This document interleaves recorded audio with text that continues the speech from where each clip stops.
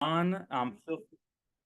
Feel free to go off mute if you want to be able to contribute. I know last night we didn't have much participation, so I wanted to ask, even before we start, is there anything that I can be doing differently in order to have more participation? Was yesterday too fast, too much, too confusing? Please let me know. Anyone have any thoughts of how tonight can be even better?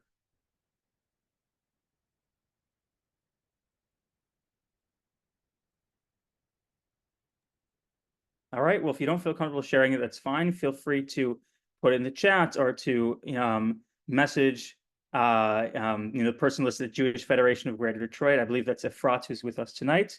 If anyone has any suggestions, please put in the chats or let me know. And once again, I just love to request people to turn on their cameras so I can see who is on the other side, who I'm interacting with, and who is here for this wonderful session. Amazing. So thank you so much, Svetlana and Amy. Appreciate it. And Mike as well. And the person who's also with Mike, both of you, thank you so much. And Michelle, awesome. So I'm going to share my screen. Efrat, do you mind giving me the permission again to be able to share my screen? And Jenna as well, thank you so much for sharing.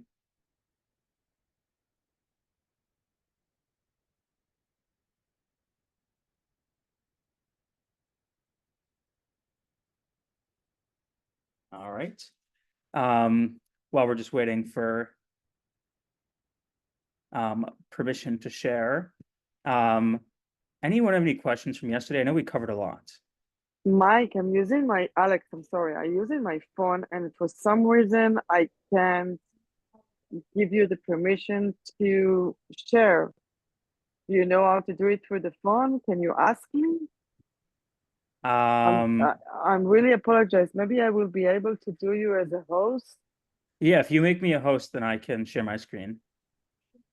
You can host. Okay. Amazing. Okay, now we're good to go. So let me share my screen. Here we go. All right. Any questions from yesterday? All righty. Well, today's part two. Yesterday, what we did was we were able to cover the history of Israel and Zionism up to the creation of the state of Israel, going all the way back from biblical times into 1948. And today, we're going to look at some of the key events that happened from 1948 until the present day that help bring us from where we were at the end of yesterday until today. So just to put things into context, this is where we were in 1948. There was no peace with Israel's neighbors, not a regional power, and there was no Mizrahi or Sephardi mainstream. What I mean by the last point is that Jews come from different parts of the world. You have Jews who come from predominantly Europe. Those are known as Ashkenazi Jews because they come from the region known as Ashkenaz, which is what is now currently Germany. There's like Germany, Austria, Poland, that area. Then you have Mizrahi Jews, which are Jews from some from North Africa, but mostly from the Middle East, because East in Hebrew was Mizrach. So Mizrahi Jews are those Jews who came from Syria, Lebanon, Iraq, also Jews who have lived in the land of Israel the entire time. And then you have Sephardi Jews. Those are Jews who are originally from Spain or were part of the Spanish diaspora after the Inquisition in 1492. So in the early days of the state of Israel, it was dominated by Ashkenazi. That's why you have people like David Ben-Gurion and Golda Meir, formerly Golda Meirson, and David Ben-Gurion was David Gruen. All of these Polish and European names, they were the dominant political party and the dominant culture in the early state of Israel. But now, as we're looking towards the current era, we have peace with Egypt, Jordan, the UAE, Morocco, and Bahrain. And though only Egypt and Jordan are direct borders with Israel, the other three are major players in the Middle East. Israel was not a regional power before. When it won the War of 1948 and when it won the War of Independence, it was a shocking victory for the small state of Israel. But now people look to Israel, whether they're Saudi Arabia or whether the United States, as a major force in the region. And we have Mizrahi and Sephardi mainstream. As we'll see, some of the main political figures are either of Mizrahi or Sephardi descent, or their base of power is from those people. So that's what we're looking at. The last thing to show you is this map. So in 1948, this is where we left off. Israel is the areas in blue. The area in pink is Jordan, and the area with pink with little lines through it, that is the area that was occupied by Jordan at the end of the war in 1949 when the armistice agreement was signed. So Jordan occupied the area which is called the West Bank or Judea and Samaria, depending on who you're talking to. And Egypt, which is over here on the left, the Gaza Strip was occupied by Egypt. So the area that comprised the West Bank and also East Jerusalem, which had the old city, that was controlled by Jordan, and the Gaza Strip was controlled by Egypt. Now things are a little bit different. We see here on the map on the right, all of the dark blue is Israel. The one that's shaded a little bit lighter blue is the West Bank, which is divided into 3 different territories. We'll get to that later when we talk about the Oslo Accords. But for all intents and purposes, it's either fully or jointly controlled by Israel or Israel and the Palestinian Authority. And over here on the bottom is Gaza, which is supposed to be controlled by the Palestinian Authority, but up until October 7th, controlled by Hamas. And now Israel has control over most of the Gaza Strip as a result of the current war. So geographically speaking, we've also had significant changes from 1948 until 2024, as we've had cultural changes, political changes, economic changes. So we're going to start with some of these social changes and look at how Israel changed from 1948 until the present day. So we're looking at around the 1950s with nation building. Most common misconceptions about Israel is that it's made up of white European Jews. But in reality, over half of Israel's Jewish population identifies as Mizrahi, Jews from the Arab world. In fact, Mizrahi culture is a dominant force in Israeli life, from its food and music to religious traditions, politics, and law. Another important thread in the fabric of Israeli society was woven by Jews from the former Soviet Union. For decades, Soviet Jews had experienced anti-Semitism and discrimination, but were prevented from leaving the country. In 1971, the Soviet exit ban was lifted, and over the next 30 years, about 1 million Soviet Jews left for Israel in waves. At about the same time that Israel was struggling to welcome and incorporate hundreds of thousands of Jews from the Soviet Union, a devastating famine and civil war ravaged Ethiopia, forcing its minority community of Ethiopian Jews to flee for refugee camps in Sudan in hopes of ultimately making it to Israel. Operation Moses in 1984 was a covert mission that brought 8,000 Ethiopian Jews to Israel, and 14,000 more arrived through Operation Solomon in 1991. Today, there are about 150,000 Israelis of Ethiopian descent who essentially moved overnight en masse from a third world country to a modernized nation. So these are common misconceptions. These are just some of the major immigration waves that came to Israel from 1948 on. Now, the population of Israel is over 50% Mizrahi. So when people say that Israel is, white colonialist power, a majority of the population of Israel, at least the majority of the Jewish population, is not white by any stretch of the imagination. They're a population from Iraq, from Syria, from Iran, from Jordan, from Lebanon, from Egypt, from Morocco. That's the population. The other 2 populations described, one was the almost 1 million Soviet Jews that came in the 1990s after the Soviet Union fell, as well as groups of Ethiopian Jews that came to Israel in the late 80s and early 90s. We've also had tons of other waves of Aliyah going back to yesterday, going up or moving or immigrating to Israel. We've had groups come, smaller areas from Jews that are part of India, Jews that are parts of the United States, parts of Europe, Australia, South Africa, pretty much any country that has Jews, at least a portion of them moved to the state of Israel. Depending on what the country is, some countries, most of the Jews have moved to the state of Israel, other countries less. For example, the United States, the population of people who have made Aliyah has not been so much compared to France, where the population is much, much higher. So that is the looking at the state of Israel and how things have changed demographically. But there are 2 major events that happen in the 1960s and 1970s that really changed the face of what is going on in Israel. The first one, or there's 2 wars and we'll say 1 peace agreement. The first war is the War of 1967, the Six-Day War, which we will learn a little bit about right now. In the south, Egypt had deployed 80,000 troops along with 550 tanks and 1,000 artillery pieces. On Israel's eastern border, Jordan had amassed 60,000 soldiers and 300 tanks, in addition to Iraqi forces which had entered its territory. On the northern border, 50,000 Syrian soldiers dug in and continued their shelling, fortified and protected by concrete and steel, and a formidable air force, some 600 Egyptian, Jordanian, Syrian, and Iraqi combat aircraft, was ready for action. These forces greatly outnumbered Israel's modest military. Watching the armies gather and hearing the speeches delivered across the Arab world, many Israelis feared that they were on the precipice of another Holocaust. The mood of the general public was permeated with a sense of fear, panic, and anxiety. Schools and public transportation were canceled. Teenagers were tasked with filling sandbags to protect against enemy fire. School buildings were converted to bomb shelters. More than 14,000 hospital beds were readied, and some 10,000 graves were dug.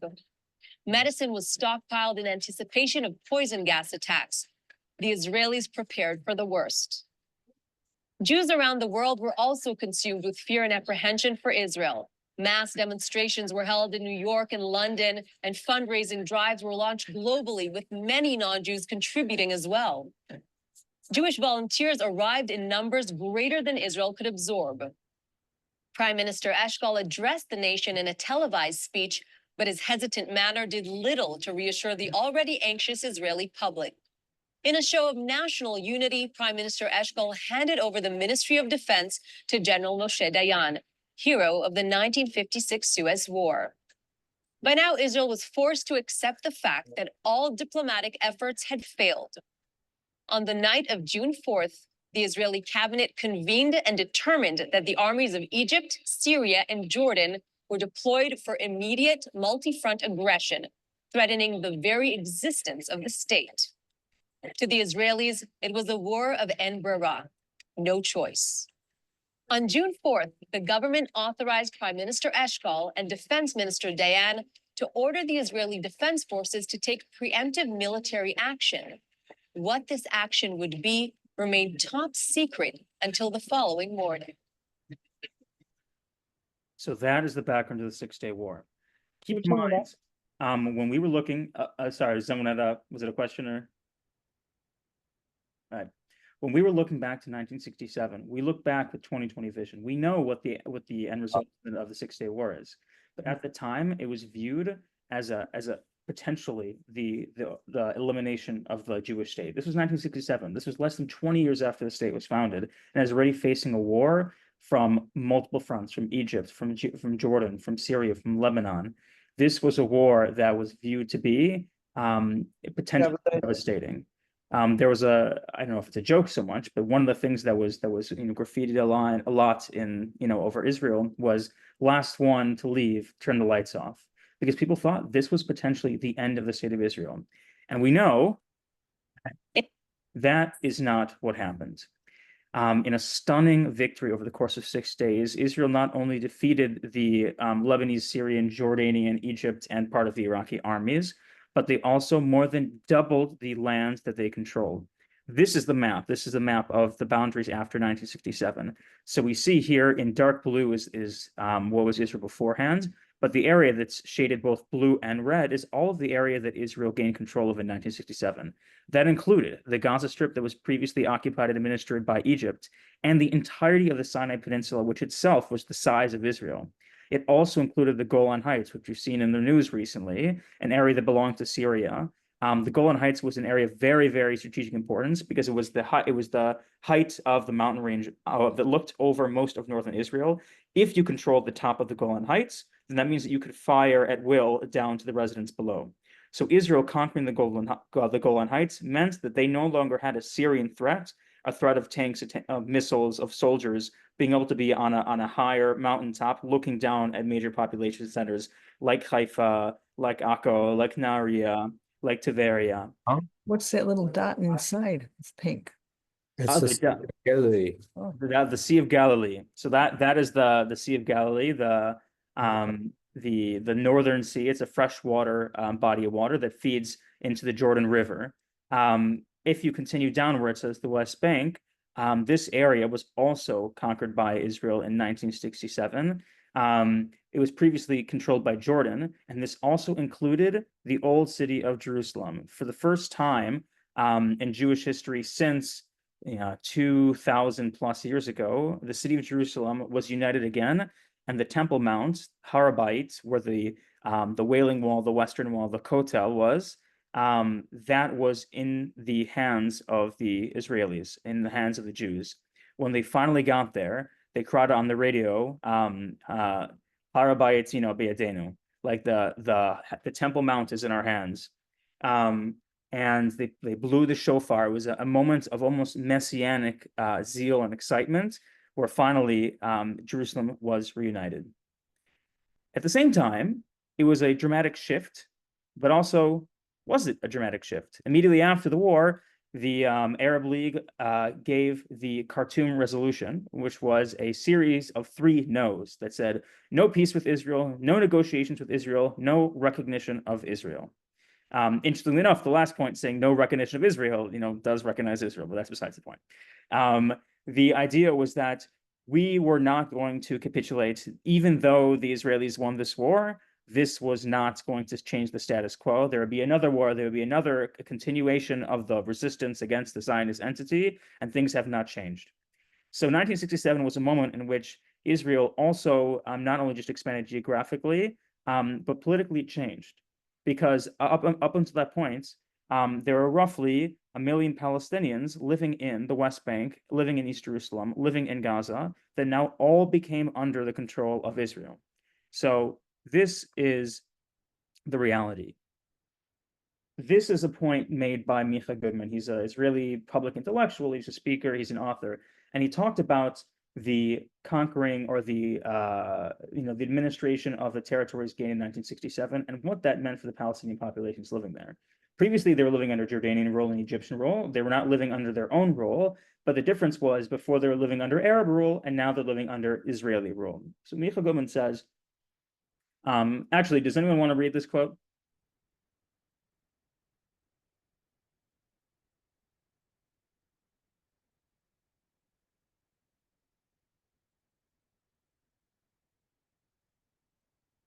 All right, I can read it.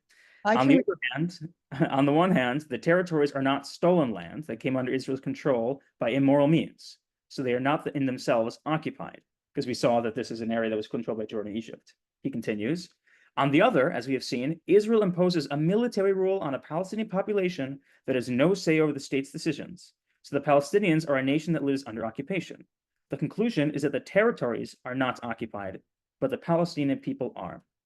And this is an important point to think about when we talk about occupation, when we talk about apartheid, all these different aspects, is that the lived experience of Palestinians is that of occupation, even though there are legal arguments and historical arguments as to why this land is not occupied, either because it was controlled by Jordan before and it was lawfully taken in war, or that Jordan didn't really control it before because that occupation was never accepted or recognized by anyone else, or the Jewish historic claim to the land. Whatever you want to say about that, the lived experience of Palestinians tells a different story. So after 1967, there's a very big debate about what to do with these territories gained. Because keep in mind, this area has some of the main cultural and historic centers of the Jewish people. It has Jerusalem, it has Hebron, like Hebron. That is where the Cave of the Patriarchs is. That is where Abraham, Isaac, and Jacob, and Sarah, and Rebecca, and Leah, they were all buried there. Not Rachel; she was, buried on the way to Bethlehem. All of that is an important historical site. So for a lot of people, this was a very important place to maintain control of. How could we ever give up Jerusalem after we've united it? The other perspective is that this area is strategically and important for security. We can't have another army sitting on the border that is right next to, if not in the middle of Jerusalem. We need to protect the major population centers of Israel from external threats. The other half says that might be true, but if we stay in the West Bank, we face a demographic threat that will threaten the Jewish state as a Jewish majority. Because if we absorb the 1 million Palestinians who live in the West Bank and Gaza, either A, Israel will cease to become a Jewish state because the majority will be Palestinian, or B, Israel will cease to be a democratic state because it'll be a Jewish minority ruling over a Palestinian minority. There are many different critiques and arguments about what the exact populations are, but at the very, very least, the Jewish population would not be would be a plurality, but would not be a dominant majority. So even if you had 50% of Israel being Jews and 45% being Palestinian, and majority rule would still favor the Jewish population, it still would mean that 45% of the population is not really being attended to if all the main symbols of Israel are Jewish symbols, are symbols, the calendar is a Jewish calendar, the language is Hebrew language. So this is the conundrum. It's the catch 67, as Micha Goodman says, drawing from Joseph Heller's book, Catch 22. He said, Micha Goodman says with Catch 67, damned if we do and damned if we don't. We can't stay, but we also can't leave. And that's the situation we have in 1967. But the story doesn't end there, because the Arab armies regroup and they begin another conflict starting on Yom Kippur of 1973. But this didn't faze the Israelis, particularly Defense Minister Moshe Dayan. After such an overwhelming victory in 1967, a mindset of self-assurance and complacency took hold in Israel. Dayan and much of the Israeli brass were convinced that Arab countries wouldn't dare start another war, that the devastation and shame from 6 years earlier was still too fresh. That attitude in Israel, which in later years would be referred to as the Concepcia, wasn't lost on Anwar Sadat, Egypt's recently elected president. Both Sadat and Syrian President Hafez al-Assad were ruling countries that they felt had lost their honor and dignity with the defeat of 1967. And to make matters worse, the defeat came at the hands of Israel, a tiny country that many of Arabs felt had no right to exist in the region. Before Sadat would ever consider coming to the negotiating table with Israel to discuss peace, many believed he first needed to reclaim Egypt's honor. On the other hand, Syria's President al-Assad never concerned himself with the idea of negotiating. His stance on Israel was clear: wipe it off the map. And what they launched, both Hafez al-Assad, whose son, Bashar al-Assad, just fled from Syria, and Anwar Sadat, they launched a surprise attack on Yom Kippur of 1973. This caught the Israelis completely off guard. It was an intelligence failure, but eventually, after 3 weeks of difficult fighting, and many, many instances where just a couple soldiers or a couple tanks were fending off the entirety of the Syrian army, of the Egyptian army, the state of Israel eventually emerged victorious, but they were shaken. They were deeply shaken. But this didn't faze. Afterwards, there was a commission called the Agranat Commission to look into what happened. It found that there was a number of different intelligence failures, and most of all, there was the idea of the Concepcia, which means the conception. Israelis had an idea that the Arabs would know there would be no way that they would attack because Israel was so dominant in 1967, and that led partly to their downfall, or not to the downfall, but partly led to the outbreak of the Yom Kippur War. Now sitting here in 2024, a lot of people have been drawing threads from 1973 to 1923, 1973 to 2023. As we were leading up into the days before October 7th, when we did not know what was going to happen, we had no inclination that there would be a surprise attack from Hamas. What we were talking about in the news was this was almost the 50th anniversary of the Yom Kippur War. Had we learned our mistakes? Had we learned about the concepcia, the belief that we are infallible and that we are powerful? And some people drew the conclusion after October 7th that no, we had not learned that lesson. I'm just going to pause here before we pivot a little bit to how things changed post 1973. I'll stop sharing my screen for just a second so we can take a breather. Any questions, anything people are thinking of, anything that people learned that was interesting or they have questions about?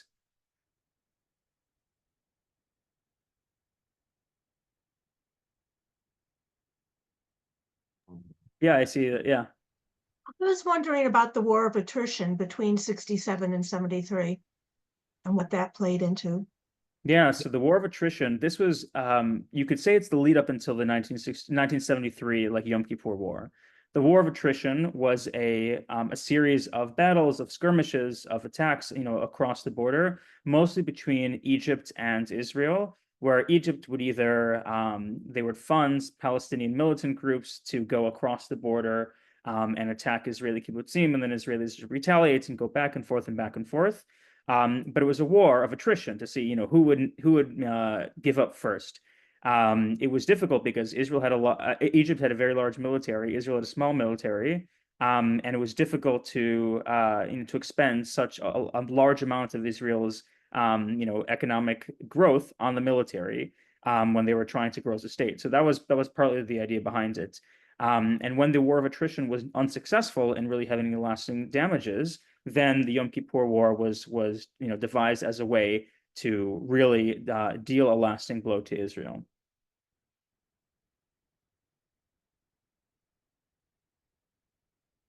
Any other questions? Yeah, Jenna. So I don't know if you know the answer to this, but you talked about the 6-Day War, how all these other countries were getting ready to attack. Like, do we know in those countries if the narrative is different, like that Israel attacked first, like we were the aggressor? Like that's what I'm curious about, if the narrative's like totally opposite, or maybe we don't know. It's a great question, and the answer is yeah, the narrative is different. Really, what happens in 1967 is Israel attacks first, as it's a surprise attack. They attack the Egyptian and the Syrian Air Force first. They totally decapacitated. Israel said that they had casus belli, that they had like a precondition for war, that when Egypt closed the Straits of Tiran, that's an area that just like south of Israel that connects Israel to the Red Sea. Egypt said, Israel, you cannot have any shipping in that. Israel viewed that as a declaration of war. And then because of that, they said war has been launched by Egypt, and therefore, our attack, it's a surprise attack, but it's legally we have grounds to stand on it. Another narrative is that actually no, like Israel had a attack even before the war began, because they either wanted to conquer the territories or expand the borders. So there's a debate as to whether Egypt and what they were doing beforehand was looked at as a declaration of war. At the same time, there are also communications that were picked up from the Russians or the Soviets to the Syrians about an imminent war, and Israel viewed those as also an indication that war was about to break out. So they had every right to attack Syria first. And ended up being the case that those were actually incorrect transmissions from the Soviets. There's a question whether they deliberately sent them out or it was an accident. So, we don't exactly know. But that's like the Syrian narrative, that is Israel attacked first and Syria wasn't going to attack. And the Israeli narrative is, no, you were certainly going to attack, and the only way that we could defend ourselves is by attacking first. But Michael Oren's 6 Days of War goes into this in extreme detail. Cool. Any other questions?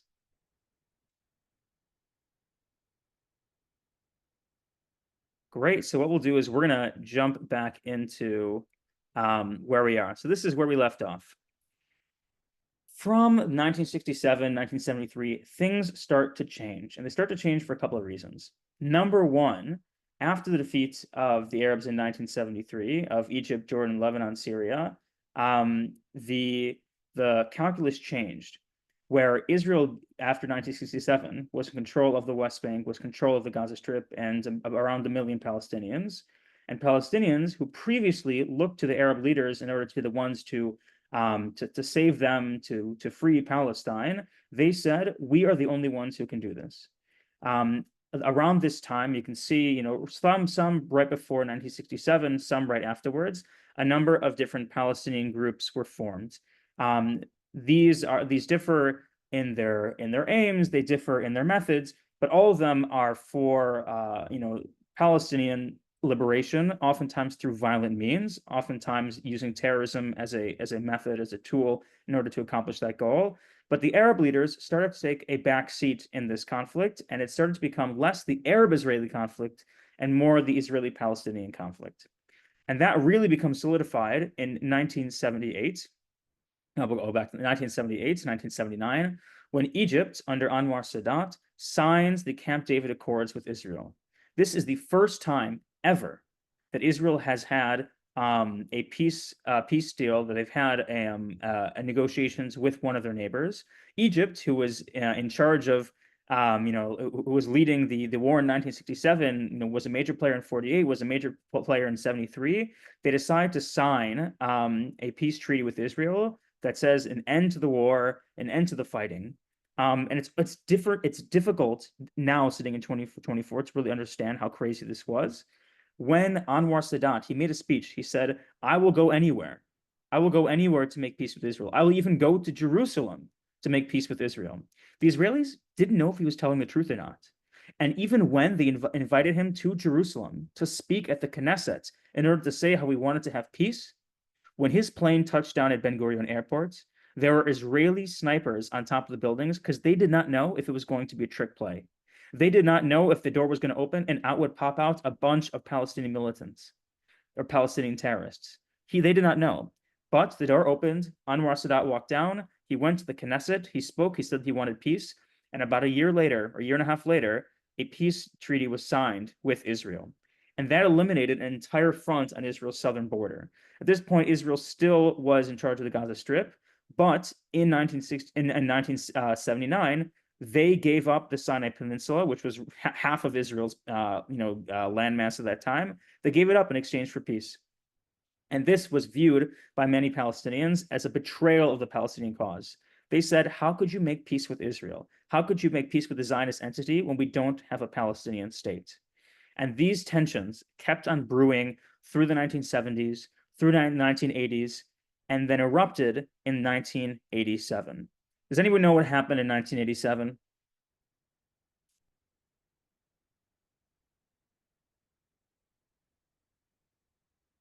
Is that the first Intifada? That is correct. Thank you so much, Heather. The first Intifada. Intifada is an Arabic word which means shaking off. It was seen as a way to shake off Israeli control, because up to this point, the Israeli military, the IDF, was in control of Palestinian civilian populations in the West Bank and in the Gaza Strip. It originally started as a nonviolent movement, as protest. People would not go to work. They would not pay their taxes. They would not use any Israeli documents. They would protest on the streets. And quickly it became violent, and there were clashes between Palestinians and either Israeli police or Israeli members of the IDF. But compared to the second Intifada, which we'll talk about later, it was certainly much less violent, but it really showed the Israeli public and also the Israeli political establishment that the current status quo was untenable. And the result was secret negotiations that resulted in the Oslo Accords, which we will learn about right now. The meetings between Israelis and Palestinians were capital S secret. The director of the Mossad, Israel's famous intelligence agency, only learned about the talks from a bugged chair he had placed in Mahmoud Abbas's office. He can't make this stuff up. It didn't take long for the secret to come out. By 1993, the world knew all about the secret meetings in Oslo, and something insane happened. Israel and the PLO agreed to recognize one another. If this doesn't sound like a big deal to you, let me just stress again, these people are enemies. Arafat had led the PLO through some of the worst terrorist attacks in Israel's history. Meanwhile, Rabin had tried to put down the first Intifada with an iron fist. The two leaders were separated by decades of blood and mistrust. Yet here was Arafat saying that Israel had a, quote, right to exist in peace and security, renouncing terrorism and promising to revoke some of the more, let's say, violent parts of the PLO charter. And here was Rabin recognizing the PLO as the representative of the Palestinian people and agreeing to negotiate with them. Just a few years prior, the Israelis wouldn't have even sat in the same room as the PLO. And now the prime minister was writing letters of recognition to the PLO chairman? Whoa! But recognition was just the first step. After that, it was time to set some ground rules. In September of 1993, they signed the Declaration of Principles on Interim Self-Government Arrangements, aka the Oslo Accords. Here's what they established. 1, there would be a democratic Palestinian government in the West Bank and Gaza. If this government could keep it together for 5 years, it would be replaced by a more permanent government structure. 2, the Palestinians would manage their own infrastructure in the West Bank and Gaza for the first time. And 3, Israel would withdraw from the Gaza Strip and parts of the West Bank, starting with the ancient city of Jericho. It all sounds kind of boring, doesn't it? Especially all the infrastructure stuff. I actually almost fell asleep saying it. Turns out peace was a lot less glamorous than it sounds. But think about it for a second. The Palestinians had never had their own seaport. their own electric authority. They never had the chance to govern themselves, to be in control of their own economy, to maintain some sense of sovereignty over their own borders. In short, they never had a country. These boring sounding mundane things, a seaport, an electric authority, were stepping stones to actual Palestinian independence. So that was in the early 90s. There was a moment of hope, a moment of possibility, where potentially Israel and the PLO, the Palestinian Liberation Organization, which was a terrorist organization that executed, I use that term deliberately, a number of different attacks on Israelis, most prominently the Munich massacre, in which they killed 12 different Israeli Olympic athletes. This was a terror organization that said explicitly armed struggle was the only way to defeat the Zionist entity and to create the state of Palestine that would replace the state of Israel. That was the charter of the PLO. Israel sat down with the PLO and said, okay, we are going to make an attempt at peace. We see that the current status quo is untenable, and this is where everything stood. Unfortunately, we know the history. We know that the Oslo Accords were not so successful as we'd hope. A number of things led to their collapse. Number one, there were spoilers. There were spoilers on the Israeli side, and there were spoilers on the Palestinian side. One of the major spoilers on the Palestinian side was a group that we know, Hamas. They initiated a series of suicide bombings within Israel in order to derail the peace process.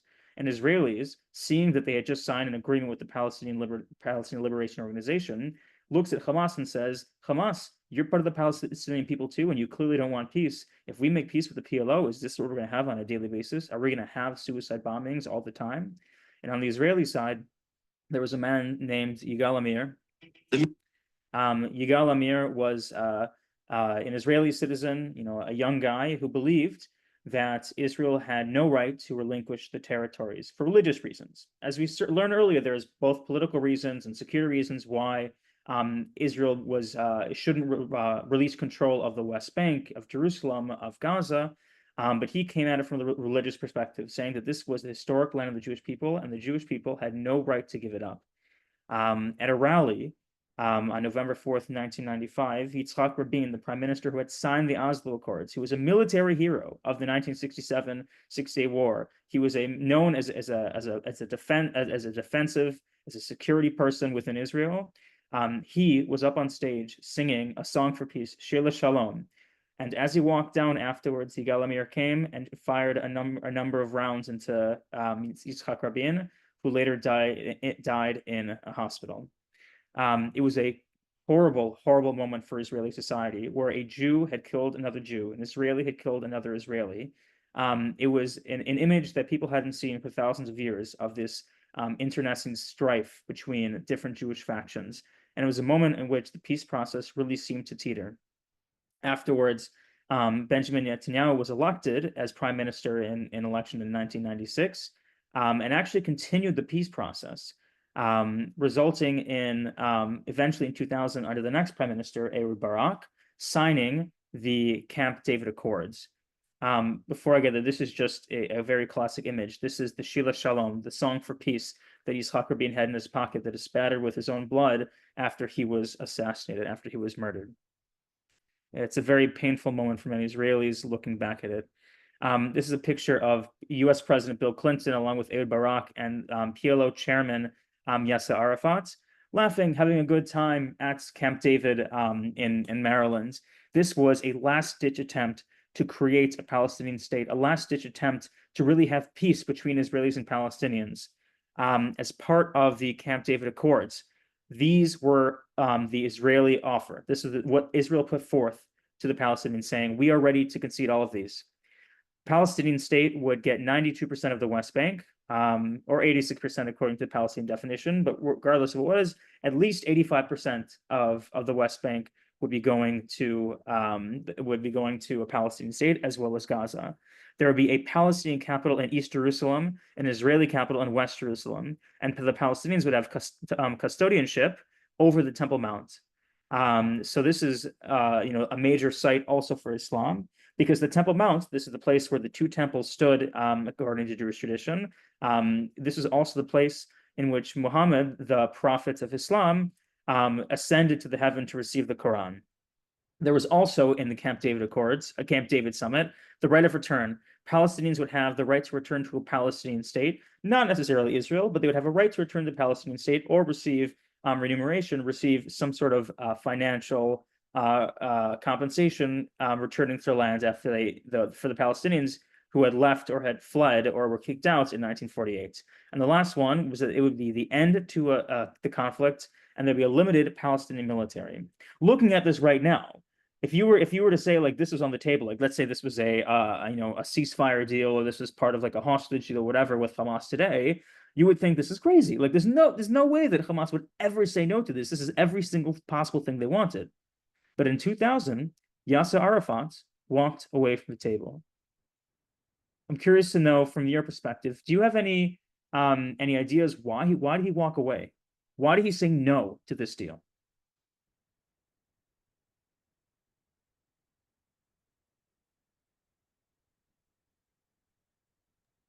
Because he didn't want peace. He didn't want peace. Yeah. What are some other ideas?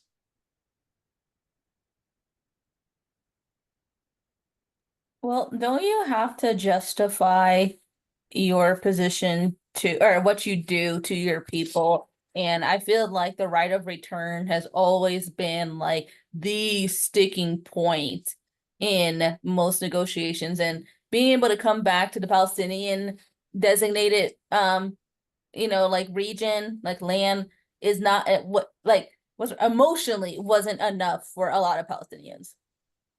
Right. So whether Yasser Arafat, thank you, Heather, and thank you, Michelle, whether Yasser Arafat wanted peace, it's difficult to know.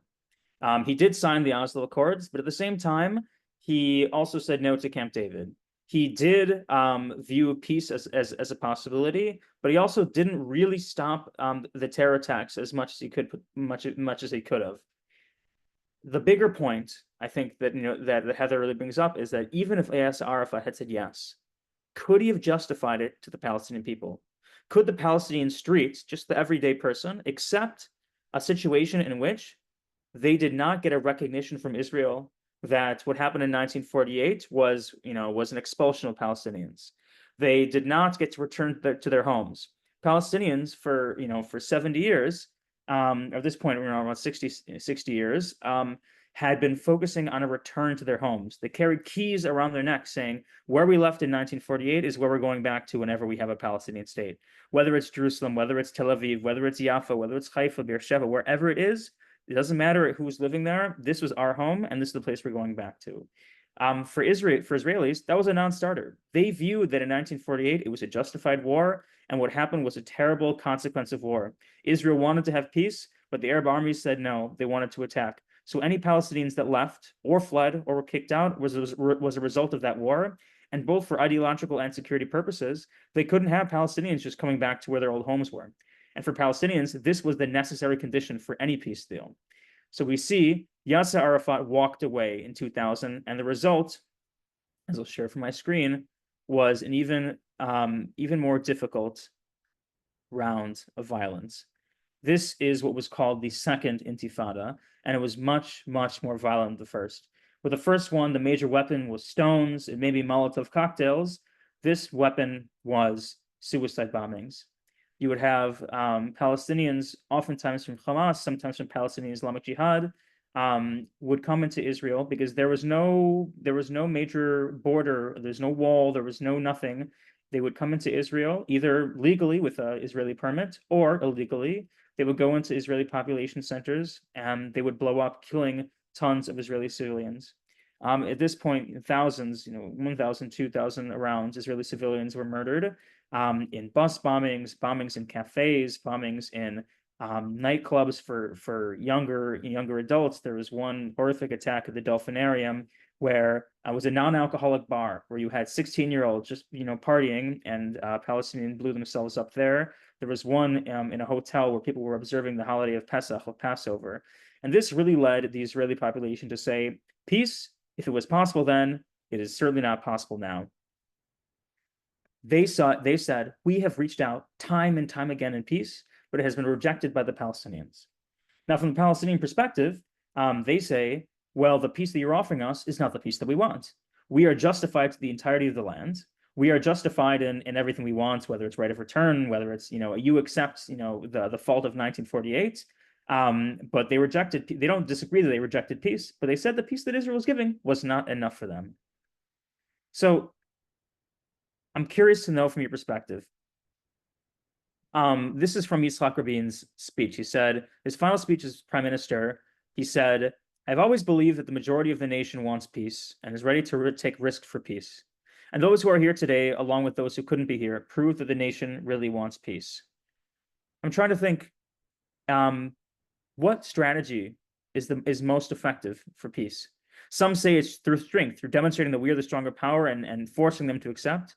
Other people say it's compromise. What are your thoughts, sitting here in 2023 or 2024, almost 2025?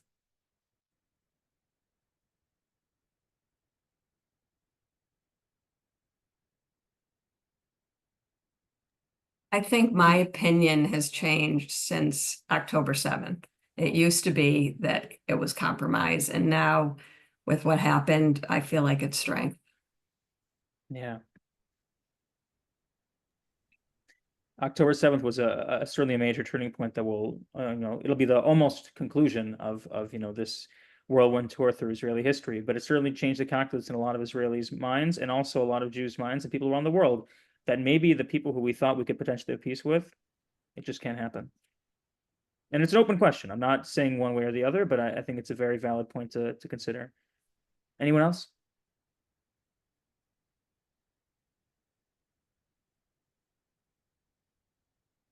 I've always been like peace through strength always. I'm an American, and I feel like a lot of why America has the respect we do around the world is that everyone knows that America, for the most part, would like not hesitate to retaliate.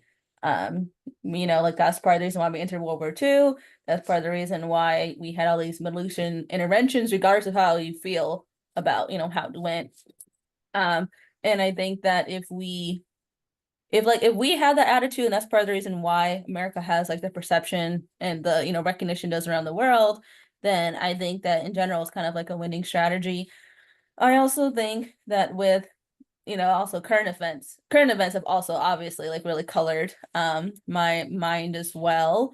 But I do think that in such a dangerous region, Israel's always had its best times when they were at their strongest. Yeah, I think that's totally fair. And I'll also venture, a third option, that strength and compromise are not mutually exclusive. Sometimes when you are strong, that means you can compromise. And sometimes when you have a compromise, it means you can actually grow your country to become strong. Because if you're constantly focusing, on an external threat, then you're not focusing internally on how you can improve. So there's different ways that strength and compromise might actually play into each other. But I hear what you're saying, that especially in a region where you're surrounded by people who seek your destruction, reaching your hand out in peace without being able to defend yourself might be an unstable or a major security risk. So right now we're looking at the timeline, and we've gotten roughly to 2002 is where the second Intifada is.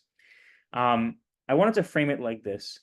This is a way just to understand, like, there were a number of different conflicts, even going back to the 1980s, with both on the north and the south. And the north and the south have regained some residents in the past year or so. But there were different wars. There were actually two wars with Lebanon, one in 1982 and one in 2006. The details of the war are definitely very interesting, and I would highly recommend listening to some of our podcasts about them or watching some of our videos on the Unpacked YouTube channel to be able to learn about them. But in a very, very short description, the Palestinian Liberation Organization, the PLO, had formed a base in southern Lebanon. They were kicked out of the West Bank by Jordan, and they founded a base in southern Lebanon, and from there they would launch attacks into Israel. And Israel said that it was too much, and they went into southern Lebanon, and in order to rid southern Lebanon of the Palestinian threat. It was initially successful. The Palestinian Liberation Organization leadership and most of the PLO members actually were exiled, and they went to Tunis and Tunisia. The issue was that Israel partnered with Christian militias that were very much against other populations, like specifically the Shiites population in Lebanon, because Lebanon has a very confusing population where there's different groups, Sunni Muslims and Shia Muslims and Christians, and all of them don't necessarily get along. But in the aftermath of the 1982, First Lebanon War, there were a number of different Shia Palestinians who were murdered by Israel's allies, the Christian militia. So the Shia Muslims in southern Lebanon viewed Israel as an enemy and viewed Israel as the reason that their communities had been attacked and the communities had been destroyed. And they formed a group in order to protect their own interest and also to attack the Israeli, the Israeli aggressor to their southern border. And that group is called Hezbollah. So in 2006, Israel went back into Lebanon in order to fight against Hezbollah, which was firing rockets and causing making raids into northern Israel. So the result of the first Lebanon war was the creation of Hezbollah, and the result of the second Lebanon war was that Hezbollah was weakened. Although we saw over the course of the next 15, 16 years, Hezbollah gained strength until where we are today, where the most recent things have happened in the past year, which we'll talk about in 1 second. On the other side, in the south, in 2005, Israel said, we are going to unilaterally withdraw from Gaza. We are no longer going to control the Gaza Strip. We're taking all of our civilians, we're taking all of our military out of the Gaza Strip, and we're handing it completely over to the Palestinian Authority. The Palestinian Authority is the organization that is controlling both the West Bank and Gaza. And we said, great, you'll have elections, you'll decide your leaders. This is no longer going to be under our responsibility. Because the Israeli population living in Gaza, it was only, a couple thousand, maybe 12,000, 20,000 maximum. But it required a huge military presence in order to protect them from the surrounding Palestinian population. So Israel made the decision under the Prime Minister Ariel Sharon to pull out of Gaza. What happens next is that there are elections. Hamas wins the elections in Gaza. And the head of the Palestinian Authority, Mahmoud Abbas, who is still the head today, says, we are not going to let Hamas take power. Hamas did take power. They murdered a number of different, other of their fellow Palestinian, countrymen. They murdered people of the political opposition and took control. So Hamas became the de facto leader of the Gaza Strip and was in conflict with Israel in 2008, 2012, 2014, 2021, either firing rockets or digging tunnels or forcing Israel to go in with airstrikes and also ground invasion. And that was where we left off up until October 7th of 2023. As one small point, not small point, I think it's a very important point. In 2020, Israel had a number of very stunning peace treaties with some of the surrounding Arab countries, what is known as the Abraham Accords. So Israel signed a peace treaty with the UAE, with Bahrain, with Morocco, and the initial steps with Sudan. Sudan has been put on hold just because they're in the midst of a civil war. But it was an unprecedented, I wouldn't say unprecedented move. It was a precedented move because Israel had signed a peace treaty with Egypt in 1979 and then also with Jordan in 1995. 1995.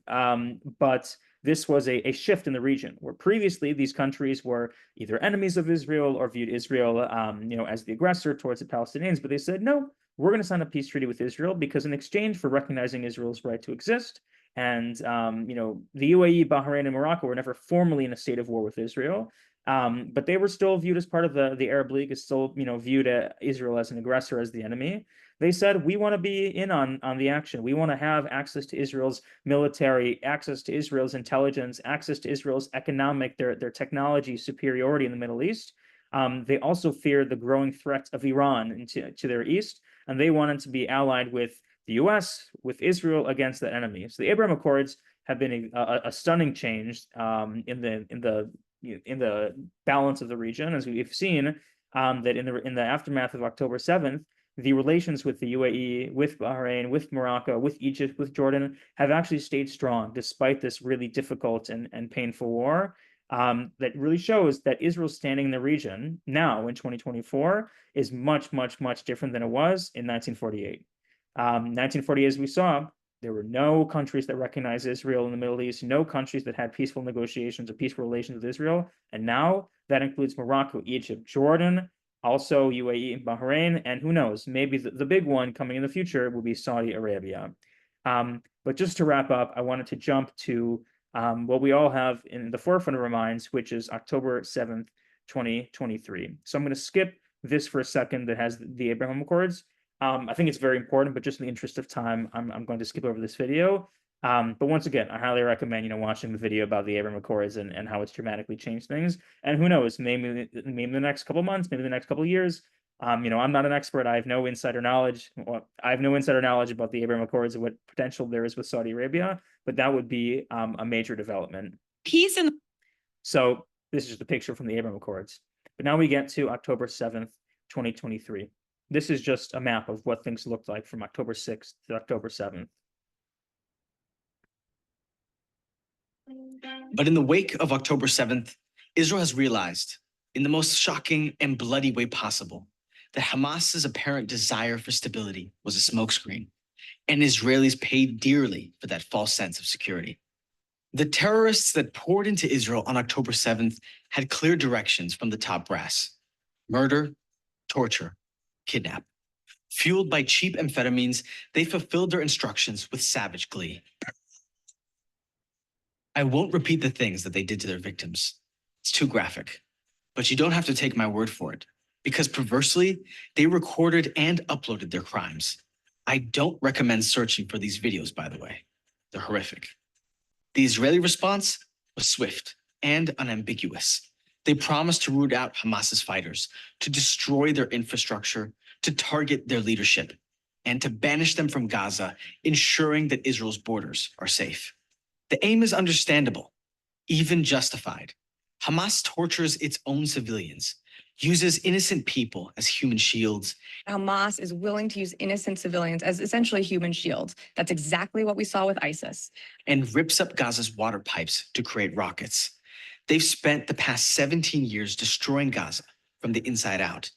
And they're hell-bent on even more destruction, because their ultimate goal is to establish a state free of Zionism and treacherous Christianity, just like ISIS. 510 مليون كيلومتر مربع وهي مساحة كلها أرضية سوف تعيش حالة لا ظلم فيها ولا قهر فيها ولا خيانة ولا صلة ولا مسيحية غادرة.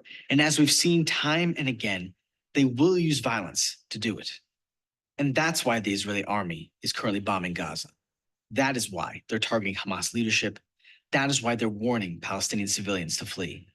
That is why they're preparing a ground assault. Not because they hate Palestinians, not because they want Palestinians to suffer, not because they're out for revenge, but because Israel now insists this will be the last time that Hamas will be allowed to murder innocent civilians, to take hostages, to commit human rights atrocities, and to threaten its own people. Hamas started a war, and Israel is going to finish it. War is devastating and unfair and ugly, but it's the only way to ensure that any of the people living in the Holy Land, whether in Israel or in Gaza, have a shot at a future that is free of terror, destruction, and blood. So it's a very powerful description of what's going on. This is just something that would be helpful to show before we wrap up. If anyone had any ideas of what Hamas believed, this is from the charter. The charter was actually updated in 2017 to be a little bit less violent, and yet these are some sections from the Hamas charter. No recognition of the Zionist entity. All means are legitimate. No lands of Palestine should be compromised. Anything that doesn't include the entirety of the land is going to be rejected. This is where we stand today. So looking at both the north, the south, and now also the east, Hezbollah in Lebanon, there was a major operation, back in September where Israel actually detonated a number of Hezbollah members' pagers. You know, people don't have, they weren't using cell phones for security reasons, but pagers. You know, so they exploded those, and then after that they launched a ground invasion, which rooted out a ton of Hezbollah's infrastructure, including assassinating the leader of Hezbollah, Hassan Nasrallah. In recent weeks, we've seen a ceasefire between Israel and Hezbollah because Israel has believed that their goals in the north have been accomplished, and they want to make sure that they have the personnel and resources for anything that comes next. In the south, there was a ground operation that was launched. Also, there was a hostage release in beginning of towards the end of 2023, and the major leaders of Hamas, including Yahya Sinwar, Mohammed Deif, and Ismail Haniyeh, have been assassinated. Sinwar was killed in Gaza, as was Deif. And Haniyeh was actually killed in Iran as he was attending the funeral of the Iranian president. And speaking of Iran, there were two different attacks from Iran on Israel and two different responses by Israel on Iran that have really seemed at this point to quiet the tensions, although we'll see where things go from there. Iran is a country to the east that is stated as an enemy of Israel, as an enemy of Saudi Arabia, as an enemy of the West, including the United States, especially the United States, and views them as the enemies. So this is where we are today. We'll see if there's a hostage, deal that comes in the coming weeks or coming months. Hopefully, people will be released. We'll see what happens in the north. Whether Hezbollah is able to regroup any and creates some problems for people in the north. Whether Israelis are able to return to the north after they've been evacuated for many months, and we'll see if the conflict with Iran continues to escalate. But this is where we are today. Things have changed dramatically, not only since 1948, but also since October 7th. And I wanted to leave you with three quick takeaways before we wrap up. First one is that Israelis and Palestinians, they're real people. They're not sports teams. They're not things that you root for on TV or you root against. They're real people with real lives and real principled ideas, whether you agree with them or not. They're human beings. And from there's a sense of empathy for Israelis, empathy for Palestinians. It doesn't necessarily mean you need to accept all of their opinions and accept all of the perspectives, but to understand that the history is real and the way that we got to today has a deep past. And the third one is to remember that the Jewish return to their ancestral homeland is unique in modern history. Yes, it's unique, and that also is one of the things that leads to many different anti-Zionist claims, but it's unique in a way that we can be proud of. It's unique in a way that we can say, this is something that hasn't happened before, and we should make sure that it continues to exist because things like this don't happen all the time in history. And with that, I just wanted to say thank you so much for going on this whirlwind tour of the history of Israel and Zionism. Feel free to follow us on YouTube, Instagram, Twitter, TikTok before it's banned. And that's my email there. I'm happy to be able to answer any question that anyone has. I know that we are 2 minutes over, but I really appreciate everything. If anyone has any questions, I am happy to stay on for a minute. Otherwise, I will leave you to the rest of your evening activities. Thank you so much for being here. Thank you. Thank you.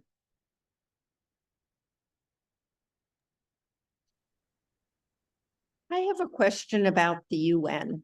And why was a separate refugee agency created specifically for the Palestinians?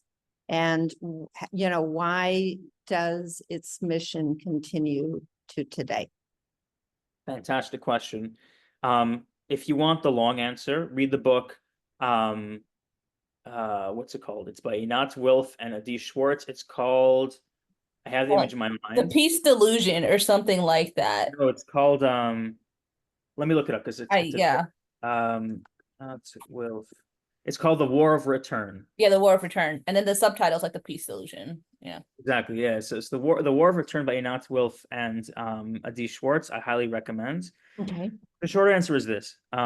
There were actually two UN organizations that were created to specifically deal with unique populations. One was UNRWA, that was the United Nations Relief and Works Agency, which is for Palestinians. The other one was actually called UNCRA, which was the United Nations Korean Refugee Administration. I'm sure I'm butchering the actual acronym, but that's what it was. It was for refugees of the Korean War. They both actually had specific instances in mind of returning people to their homes, reestablishing people in their host countries, providing economic assistance, education. But very quickly, the Korean refugees were resettled, and the population became like that organization was disbanded, like the UN one for Korea was disbanded. UNRWA continued to exist, mostly because there was pressure from the Arab League to make it to continue its existence. Because if UNRWA were to disband, it would signal that Palestinians are being accepted in Syria, in Lebanon, in Jordan, in Egypt, in wherever they are, in Kuwait. But the Arab states who had a number of Palestinians at this point, Palestinian refugees, initially was around 700,000, maybe like 800,000. They did not want to accept them and integrate them into their population. There was you can say it from like a ideological perspective that they believed in the creation of a Palestinian state, and they believed that there was going to be a Palestinian state, and they didn't want to accept them because they wanted them to go home. You could also view from a more cynical perspective that they didn't want them in their countries. They didn't want to have a huge refugee population. They didn't want to have a population that was politically, different than Egyptians or Jordanians or Syrians or Lebanese. So you can take the cynical perspective, or you can take the ideological perspective, but they wanted Palestinians not to be in their country, but to be back where they were before 1948, and that's the main reason why UNRWA has continued to exist. And the number of refugees that are considered by UNRWA have grown considerably. It used to be a few 100,000. Now it's like almost in millions. The next generation and several generations beyond are all considered refugees. Correct. There's a unique definition of refugee status that UNRWA described, which anyone who is the descendant of someone who lost their land or livelihood in 1948 is considered a refugee. So this is like the example that I like to think of sometimes is imagine someone whose grandfather, grandfather lived in Yaffo, lived in Jaffa, and they were forced to leave in 1948. They moved to Berlin, married, or Argentina, whatever. I just, was just in Berlin. That's what I was thinking. But married someone from a different country, and then adopted a child from somewhere in Asia or Africa, just as like an example. That child, whose mother is European, but whose great grandfather was kicked out in 1948, will be considered a Palestinian refugee and entitled to the law, to rights of return and everything according to UNRWA. Even if that person, that adopted child, eventually went and married, a nice Jewish person and had Jewish children, those Jewish children would also have, Palestinian refugee status. So it is a unique description, and once again, it goes back to the idea that the Arab countries in which Palestinians lived in did not want to integrate them into their society, either for reasons that they didn't want to integrate them because they didn't want to destabilize their country, or because they wanted them to go back to their homes and they believed that that was their rightful place to belong in. Anything else before we hop off?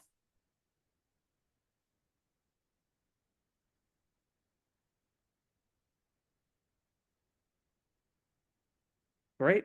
Well, thank you all so much. I appreciate you learning with me, and look forward to future opportunities. So I think with that, we'll end the recording. We'll all hop off.